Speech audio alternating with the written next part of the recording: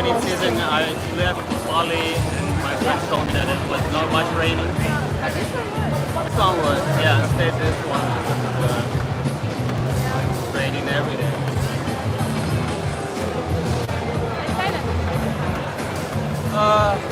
Yeah, but I decided I'm moving to Spain in November.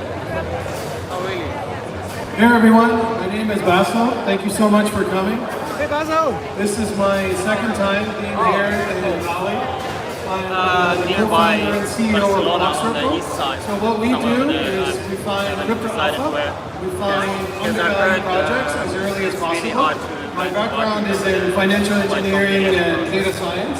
I'm originally Palestinian, so decentralized finance, real world assets, that aspect of crypto is very important to me personally. So just excited to be here and thank you for making the name. So what I wanted to do is, at first I think it's very important that I just explain what is crypto alpha and how did we get to where we are today. So the first thing is the beginning of crypto. So when I first began crypto 10 years ago, on-chain did not exist at all. There were no decentralized exchanges. Everything was off-chain. So we only had centralized exchanges. That's what you see one on the left-hand side. Now, the fundamental risk of centralized exchanges is that you have all of the wealth and all of the customer funds are being held in one central wallet by exchange. And it's a honeypot risk, so it can be hacked at any time. So that's significantly complicated. Now, then we moved over to phase 2, and that's on-chain. But the problem with on-chain is that 99% of the tokens, unfortunately, are rug pulls, pump and dumps, and scams, right? And your hot wallet, like a MetaMask wallet, or Soulflare, or Phantom, those are constantly under attack, constantly compromised. So you can't trust those, you can't trust them by themselves, you can't trust the tokens. So then where does that take us? It takes us to where we are today, where if you can invest responsibly, that's fine, but how can you filter and scan through the hundreds of thousands of projects that are launched every day? Because right now, every single day, there's 100,000 tokens being launched across all the major 30 plus blockchains. So think about that, 100,000 tokens being launched every day. How can you scan through all of that noise and pull out the secret, right? How can you actually pull out the alpha? How can you pull out some type of market edge? So what we've done is, and this is how I do it, is we built something called the Alpha Hunter, and this is how I break it up. So I break it up into 3 main sections. On the left-hand side, you see there's pre-tokenization. That is the earliest possible crypto alpha that you, which is prior to the project tokenizing. So you're talking about a project that maybe in the future is going to do an airdrop. So talking about like abstract blockchain, monad blockchain, those are blockchains that I'm particularly interested in, especially Monad, because Monad hasn't tokenized yet. It hasn't even done an airdrop. So what I've been doing is farming for airdrops on the Monad blockchain, right? And that's all part of pre-tokenization. That is the earliest possible crypto alpha that you can find. And the second form is once the token is launched, that's post-tokenization, you then need to filter through all the riffraff, filter through all the noise, and find which projects are potentially promising. And then the third form of alpha is post-listing.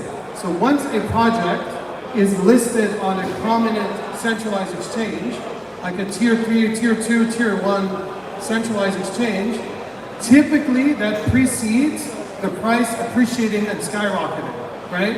And there's a clear pattern, and I'll walk through that. So that's really what I wanted to talk through today.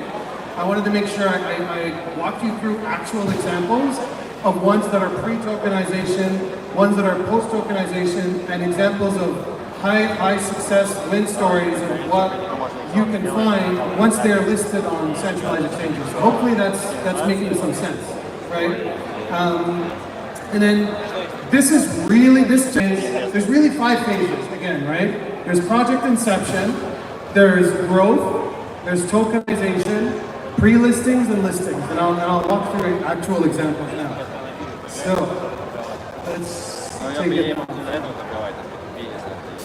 So let's go through, one thing I want to spend a minute talking about before I go through pre-tokenization is scorecard. So before you even think of trying to find alpha and trying to find altcoins of what to invest in, I think it's very, very important that the environment that you're looking to invest in is right and is conducive to investment. So altcoins need to have strength against Bitcoin.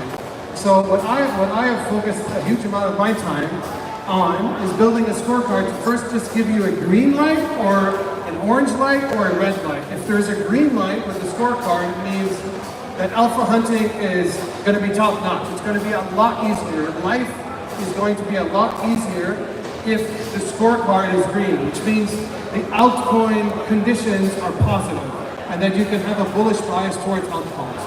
So what I developed is this 11 metric scorecard. This is a very simple version. I'm not going to spend too much time on it. But really, in 1 minute, what it does is it looks at the most important metrics for determining whether or not you're going to have an altcoin season. So one is Bitcoin dominance dropping. Second is altcoins, the major beacons of the market like Ethereum, Solana, Doge, Virtual. You want those outperforming Bitcoin. That's absolutely critical. You want global stablecoin dominance going down, which means if global stablecoins are, the dominance of global stablecoins are dropping, that means that crypto investors are taking that capital that's in stablecoins, like USDC, USDT, GUSD, etc., and they are distributing that capital towards altcoins. This is absolutely critical for alpha hunting. You need to make sure that you want global stablecoin dominance dropping, and I can walk through an example of that.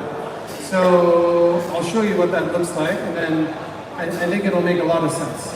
So here. So if you look at this view here, this literally shows you want this dropping, right? So this is absolutely essential that you want this dropping. You don't want it being on an incline, you want it on a decline. Because again, as stablecoin dominance drops, then you know that that capital is going towards altcoins and going towards other crypto assets. You don't want it rising. So right now, around the beginning of July is when you started seeing it drop. So right now we are in a mini altcoin season. That's very, very important that everyone understands that before we go forward. The last thing I want to show you on the scorecard is the crypto market needs to outperform these small cap stocks. So that's Russell 2000, and the large caps like the S&P 500, the NASDAQ, etc. When crypto outperforms that, then you know you're in a very good position. So now let's go into the meat of it. So pre-tokenization again, it's you finding blockchains like Abstract, Monad, and find those protocols, interacting with them, processing transactions, and then by doing that, you become eligible for an airdrop. It's as simple as that. Now, let's do post-tokenization. So what are projects that are just launched? So what you can do is you can literally go to Gecko Terminal, for example, go to new pools, so geckoterminal.com, and you can see every single minute there is a new project being launched, right? Every single minute across all the major blockchains, so Solana, Base, Ethereum, Ton, etc. And then you have to go through these projects one by one, and then you have to scan them. You have to make sure they have enough liquidity. You have to make sure that there's no smart contract vulnerabilities, there's no issues with them. You have to look at the number of holders, like this one only has 3. And then you have to go through the different tools to scan them. So for example, one tool I use is Token Sniffer. So if you use Token Sniffer, it'll tell you this token was launched by a serial scammer. So right away, I've disqualified this project, right?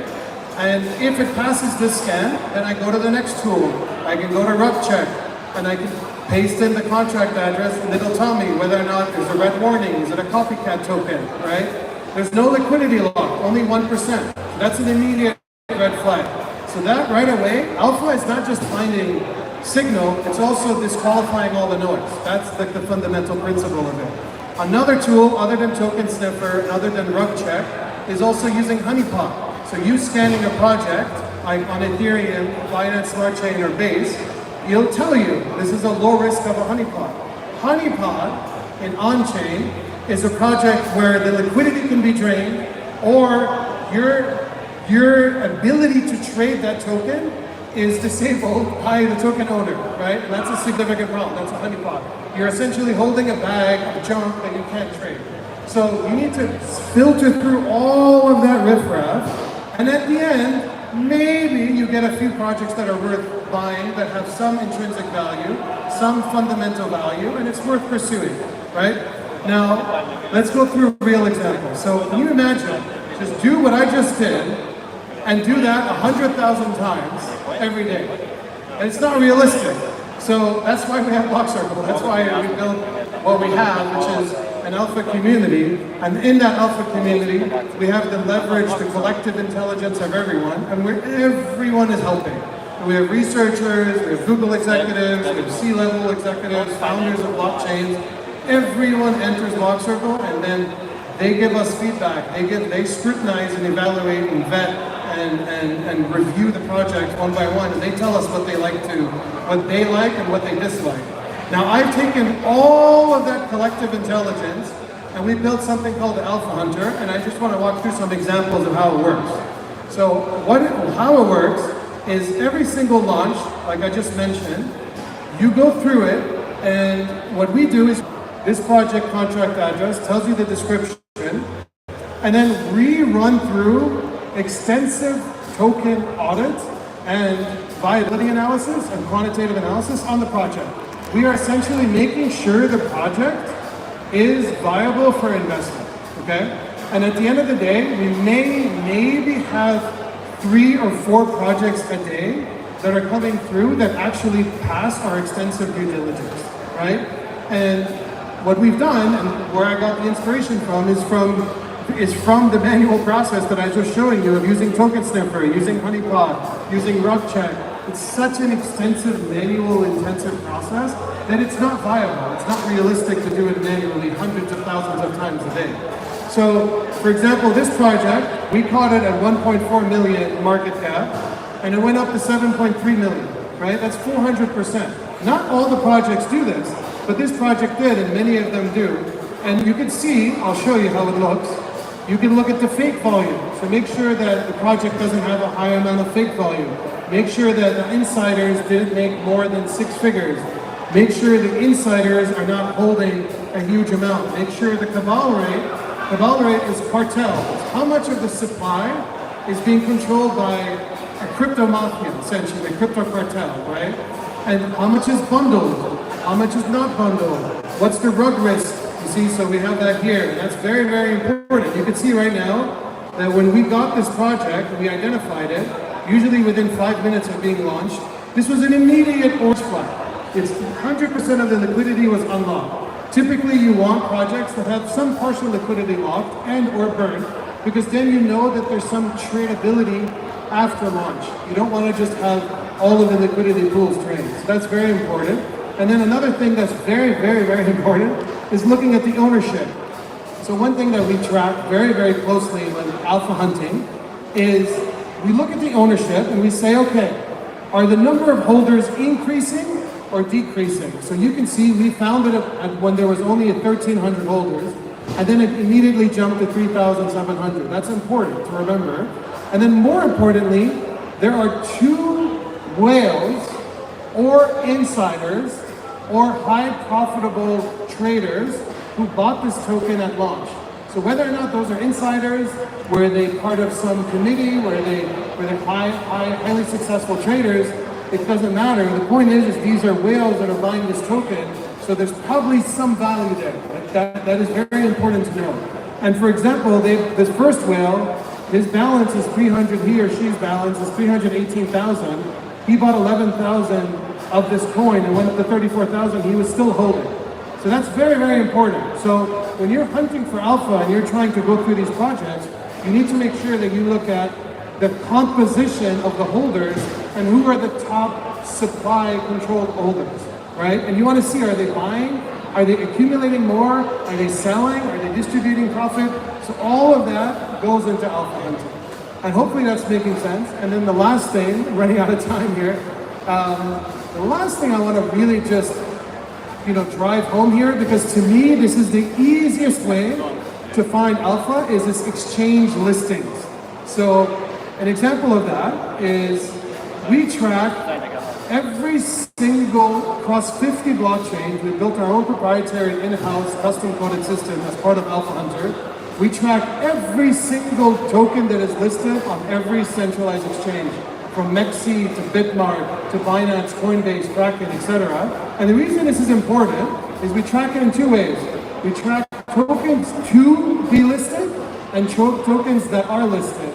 And typically the best way to monetize this and to make insane amounts, if you're smart about capital management and risk management, etc., is if you see a token being listed on Mexi futures or BitGet futures or Bybit futures or BingX, etc., and then it starts getting listed on Qcoin, and then it starts getting listed on tier 2 exchanges and tier 1 exchanges like Kraken, then you know it's very, very likely to be listed on Binance, and then finally to be listed on the top, number 1 ranked centralized exchange, which is Coinbase. So you can position yourself at each announcement of each token listing, right? And this is what it's showing you. And an example of that, I'll show you an actual example that you can see, is Yalla, right? So Y-A-L-A and C-A-R-V was listed on, it was announced to be listed by Binance on August 7th, okay? Now, we got this notification really early in the morning at 8 a.m. Phoenix time, right? So that's where I flew from, that's where I live. And right away, I bought the coin. I said, okay, it's going to be listed, and because we're scraping Binance futures constantly, so we're constantly scanning and scraping everything we possibly can from each exchange. If there's any hint of a listing, we track it, we extract it, we use it immediately. And if you had bought it immediately when there was an announcement, it went up 90%. It literally went up 90% in the span of 1 hour, right? In an hour and a half, almost 2 hours, it went up 90%. And it's not always like that. But the reason why I was talking about the market scorecard, and then I'll wrap it up, is because if the conditions, again, are bullish towards altcoins, the market scorecard is green, the alpha hunting for you is much easier. So you can position yourself into these projects as early as possible, and that's it. So that was the last thing I wanted to say. And then we are partners with, where is it? We are partners with Coinfest. So Blockcircle is partners with ICN, the Digital Crypto Network, and we're running a workshop, we're running a promotion and so forth. So if anybody's interested in signing up, they can speak to our colleague Connor and Agnes. I'm also part of Blockcircle Indonesia, obviously, and just proud to be here. Thank you so much. Terima kasih semua.